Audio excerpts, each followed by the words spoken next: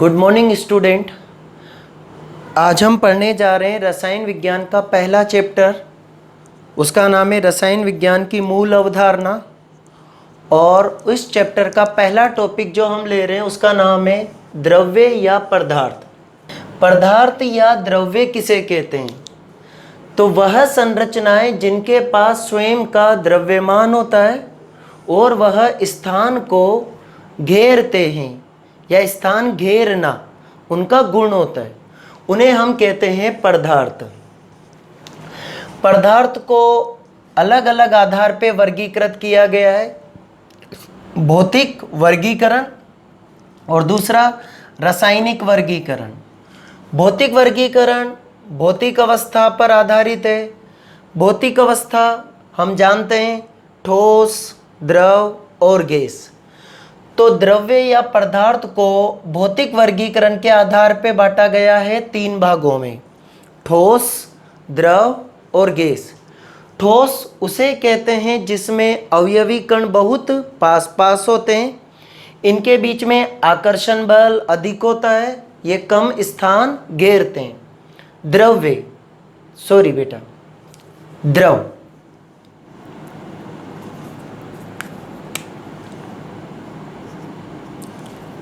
द्रव वह अवस्था होती है जिसमें अवयवी कण थोड़े दूर दूर होते हैं, आकर्षण बल थोड़ा कम होता है, इनका आकार अनिश्चित होता है लेकिन आयतन निश्चित होता है।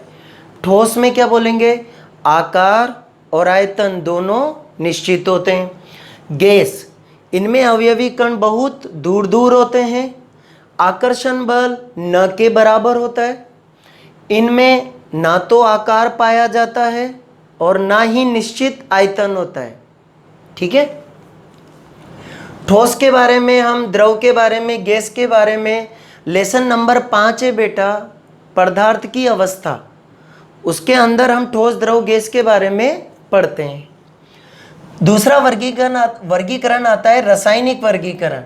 यह रासायनिक गुणों पर आधारित होता है बेटा, है ना। रासायनिक वर्गीकरण को हम किस आधार पे बांट रहे हैं? संगठन के आधार पर। संगठन के आधार पे पदार्थ कितने प्रकार के होते हैं? 2 प्रकार के।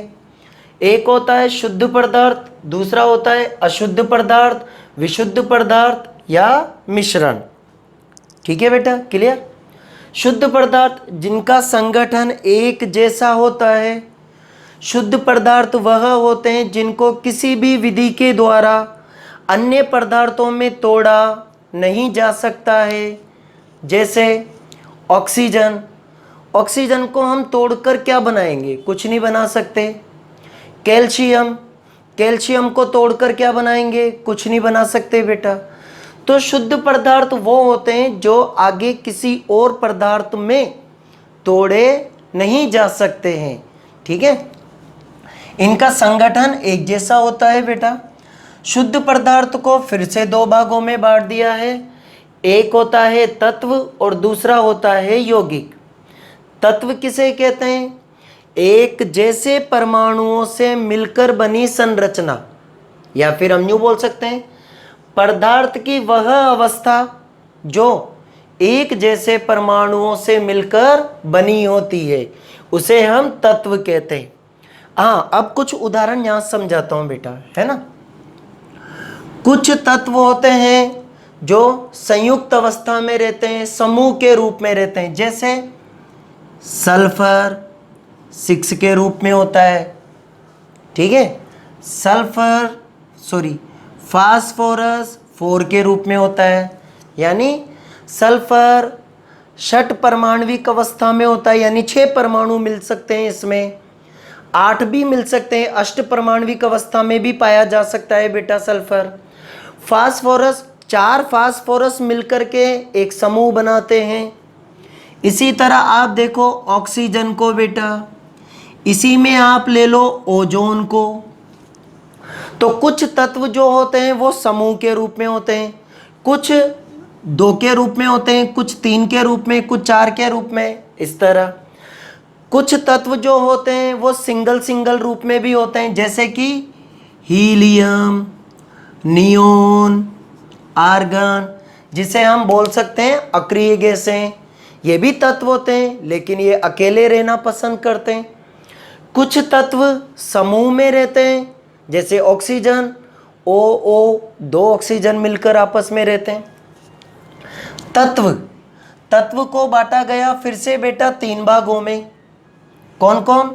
धातु, अधातु, उपधातु। धातु कौन होते हैं? जैसे हमने बोला सोडियम धातु, मैग्नीशियम धातु, जिंक धातु। धातु का अर्थ क्या है? धातु का अर्थ होता है बेटा इलेक्ट्रॉन त्यागने वाले।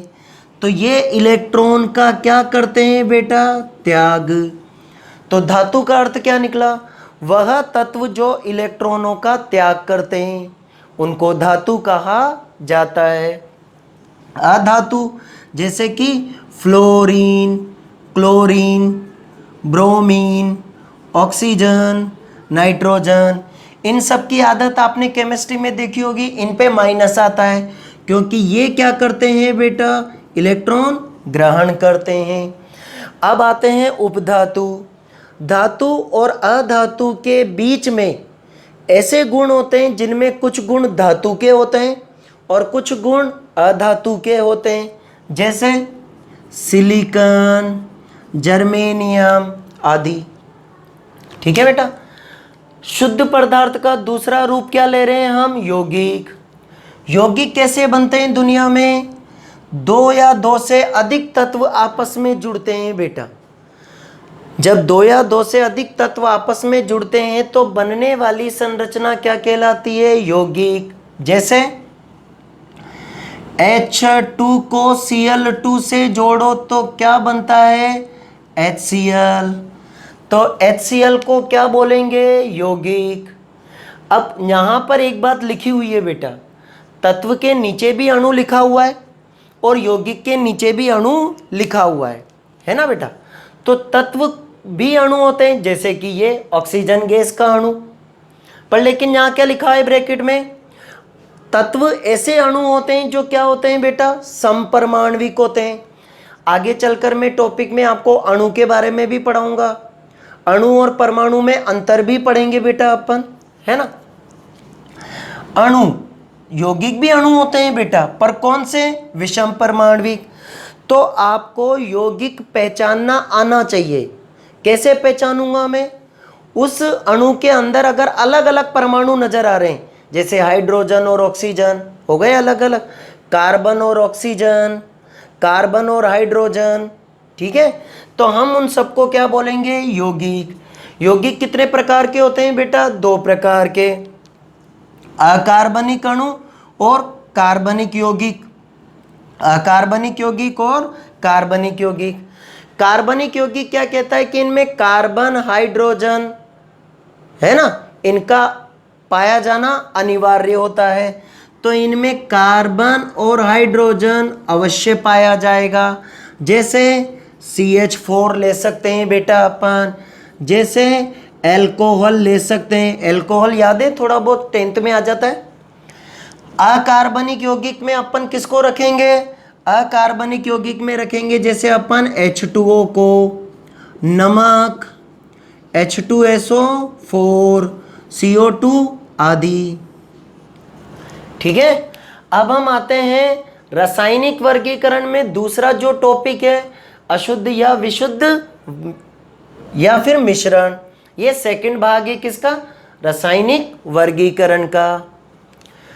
अशुद्ध पदार्थ का संगठन अलग अलग होता है, क्योंकि अशुद्ध पदार्थ कैसे बना है बेटा? यहां लिख देता हूं या ऊपर लिख देते हैं। अशुद्ध पदार्थ कैसे बना तो देख लेना, यौगिक प्लस यौगिक। जब यौगिक आपस में जुड़ते हैं तो बनने वाली संरचना क्या कहलाती है? मिश्रण। तो 2 या 2 से अधिक यौगिकों को मिलाने पर बनने वाली संरचना मिश्रण कहलाती है। क्या कहलाती है? मिश्रण कहलाती है बेटा। मिश्रण कितने प्रकार के होते हैं? 2 प्रकार के। किस आधार पर बेटा? गुणों के आधार पे। किस आधार पे? गुणों के आधार पे।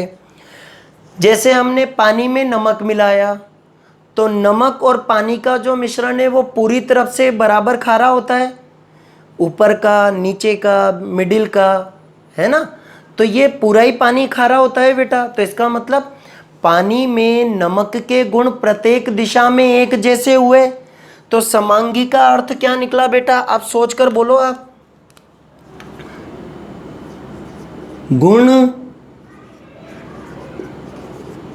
प्रत्येक दिशा में समान। अगर गुण प्रत्येक दिशा में समान हुए तो कौन सा मिश्रण कहलाएगा, समांगी मिश्रण। जैसे आप पानी में शक्कर डालो तो पूरा ही पानी मीठा होता है, हर तरफ शक्कर के गुण बराबर फैल गए, विषमांगी मिश्रण। यानी अब इसी से आइडिया लगा लो बेटा, विषमांगी मिश्रण किसे बोलेंगे, प्रत्येक दिशा में गुण अलग अलग, तो उसे क्या कहा जाएगा, विषमांगी मिश्रण। कुछ जनरल नॉलेज के लिए मैंने ये गोले ब्रैकेट बनाकर आपको समझाने की कोशिश करी है बेटा। आवर्त सारणी पढ़ा है 10th में हमने थोड़ा बहुत। तत्व होते हैं 118, 118 तत्वों में से 105 तत्व ठोस होते हैं, 11 तत्व गैस होते हैं बेटा, और 2 तत्व द्रव होते हैं। ये जानकारी है, कभी आ जाए कंपटीशन एग्जाम में। 26 तत्व, ठीक है बेटा, 26 तत्व कृत्रिम है जो मनुष्य ने डेवलप किए हैं रासायनिक क्रियाओं के द्वारा। प्राकृतिक तत्व केवल 92 ही है। अधातु, अधातु पूरी केमिस्ट्री में बेटा 18 है। अधातु कितने हैं, 18। उपधातु मात्र 7 हैं बेटा, और धातु 93 है। ठीक है बेटा।